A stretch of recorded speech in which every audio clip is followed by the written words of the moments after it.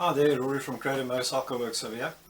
I'm going to do a short video today on extending the actuating arm on the clutch mechanism. That's the one that's down at the bottom, not the one on your hand. That's the one that's on the actual sticking out the clutch cover area. I normally do it by 1 centimeter, just extend it slightly, and it makes it a heck of a lot easier to operate. It really kind of feels like a hydraulic clutch after that. Works perfectly. I've done it on a lot of bikes. Both my KLRs run like that. Especially if you're doing a lot of dirt, you know, heavy dirt, not just dirt roads, but in the rivers and stuff like that. It's very nice because your control in your clutch is so light, and feathering it makes it a bit easier. So yeah, hopefully this will help you. It's a very easy job to do if you've got a welder. If you don't have one, hopefully you've got a friend who's got one. Enjoy the video. Okay, I know this is not a scientific method. I don't have a pull scale, but what I'm going to do is, before the goodies, the clutch is still standard, I'm going to try and pull this without putting my other finger on there, which is quite a bloody strain. Alright, and then once it's done, we'll try the same thing, and I'll be honest and say whether it works easy, but they always do. Okay, what we're going to do now is quickly take the cable off. Easiest thing is just a nice set of water pump pliers, get them on there nicely, push it in and push it across. Alright, getting this arm out, easiest thing in the world. You just turn it like that, and at the same time pull it up, and there she comes out, and that's it, simple as that, and it's out. And we're going to be working with this part over here. Okay, so we're going to be cutting right over here, right on the ridge. I'm going to make a mark over there, and I'm going to cut that off with a little, you can cut it with a hacksaw, or I'm just going to use my trusty little angle grinder. And then once I've cut that off, I'm going to get a piece of metal the same size as this. I'm going to pre-cut it, so once I've cut it, you'll see it on the video, and then I'm going to just weld it in, clean it up and put it back in again. Right, I'm going to use this piece of plate. It's ever so slightly thicker than that, which is better, but so close. So I don't know if you can see this too well, but there's a 13 millimeter by 13 millimeter square that I'm going to cut out now. Okay, so there's my little piece that I'm going to use. I've just chamfered the edges, so it's going to be welded on there. Excuse me, and there, like such. And this part comes this way. It's going to be welded on just like that.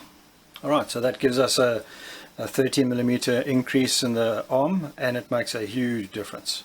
Okay, so I'm just going to weld that up quick. Right, there we go, it's welded up now. There's that bit of an angle that happens over there. It must definitely still be in there.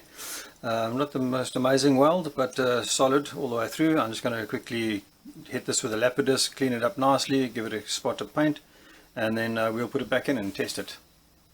Alright, here we go. Spray paint it quickly, and just a nice lick of super chrome. It should look good. Let's go and put it in. Okay, while we're about it, this is normally an area that you battle to get clean, so now's a chance. Give it a bit of a clean. Try and make sure you don't get any of that gunk to go in, although it's very fine. Okay, just clean that area up nicely. Always an issue inside there. Alright, so now we're going to go back in again. Same thing, you start 180 out, and then as you go in, you're going to just turn it, and you'll see it'll slip in and go sideways like that.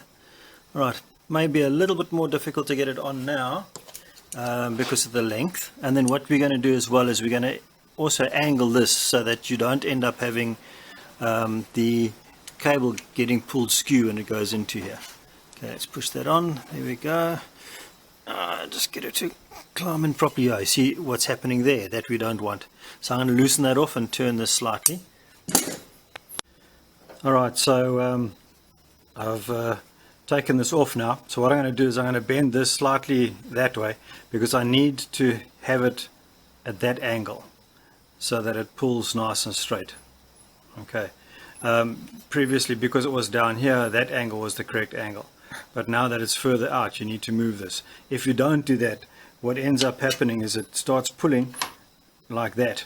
There on the edge, you'll see there's an angle there, and then it wears the cable out and buggers it up completely. So you have to do this. This is something that you have to do. If you don't, you're not going to be happy with yourself.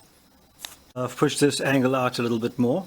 Instead of it coming straight down, it's at a bit of an angle, and that allows me to move it further out. That means my angle over here will be correct. So here it is now back in its place, and this is now at the right angle, so that cable is nice and not touching on the sides anywhere. And when you activate it, then it moves easy. It doesn't hook up anywhere. Try and make sure that it doesn't do that. If you need to, you might just need to move it slightly. I'm going to have to move this one slightly that way, just so that it doesn't hook up on the side there. Okay, now that it's done, we're going to try that little trick again. Oh, that's very easy. Literally, I mean, I can almost put that finger straight now.